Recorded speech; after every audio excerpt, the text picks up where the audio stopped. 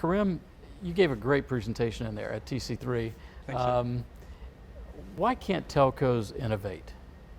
I think they've been trying for many years to innovate. Yep. The question is where you start and how you structure yourself to do so.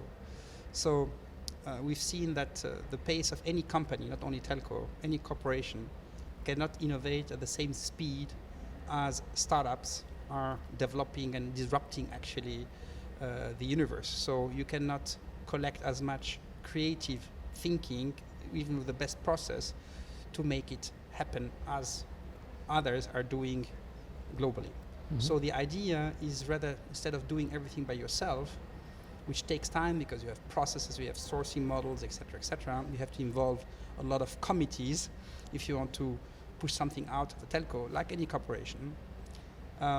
Opening up your bridges at all levels of the organization to partner with startups. And this is what we are promoting right now. So there were 5 or 6 key takeaways that you left with the audience, but the one that caught my attention was seek versus source collaboration. What does that mean? Well, the classical, let's say, telco approach would be to go through a very tedious sourcing process. So if you have something to sell, you have to go through a vendor management process. And it's very tedious because you have to hit certain milestones, you have to qualify, you have to be registered, you have to have, I don't know how many application form, even send your, let's say, business plan for the next 5 years to be qualified. And if you're qualified, then the real process starts, you're pitching against others.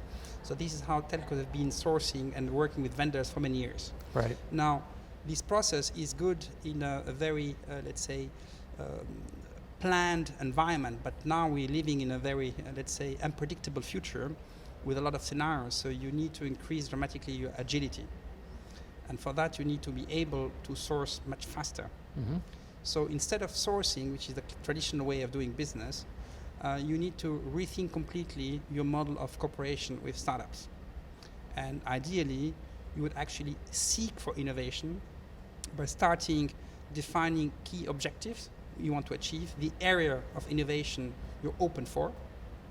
And then instead of waiting until someone knocks at your door, remember there's still, many of them are incumbents. They used to be, let's say, let other wait until they decide to let you in. I think they need to change their mental model, yep, right, and go out and seek for the best out there. So instead of, let's say, startups pitching for telcos, telco have to learn to pitch for startup. And what we mean with seeking is not only, let's say, present the area, as we saw today, where they need perhaps to collaborate and partner with startups, but actually they have to show an additional value add they would have versus others. So how would they differentiate?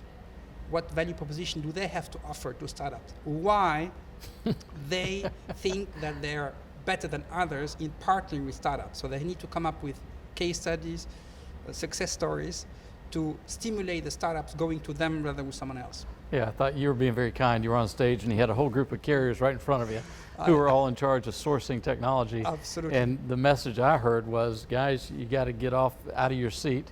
You've got to aggressively go after and find opportunities, and you got to learn to sell yourself. Clear. And differentiate yourself from all the other carriers around the world. Absolutely, but look at what's happening right now. The disruption is so dramatic in all areas. So I think if you want to participate at least to some innovation happening outside, you have to open up yourself. Again, at all levels, starting from the business model you're going to follow, even if it would disrupt yourself, but at least it's better that you're part of your own disruption that others do it for you. Mm-hmm. Then you have all the new thinking of what kind of digital service you want to offer to your customer.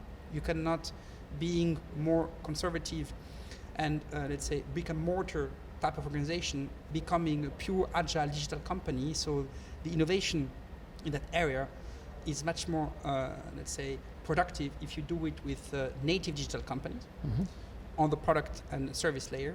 Then you have the whole interaction with your customer. What I like too much today is the focus shifting from pure, I would say, seeking or sourcing technology innovation to more the customer experience, digital life experiences, mm-hmm, rather than technology. So how to interact with the customer. We saw a lot of startups today and also requirement from telcos thinking of how to reinvent the retail, the digital retail. Mm-hmm. So that is all one layer. Then you have the next layer, which is enabling, let's say, this innovation and the engine, and then the factory itself. So in all these layers, you can seek for collaboration and partnership. Okay.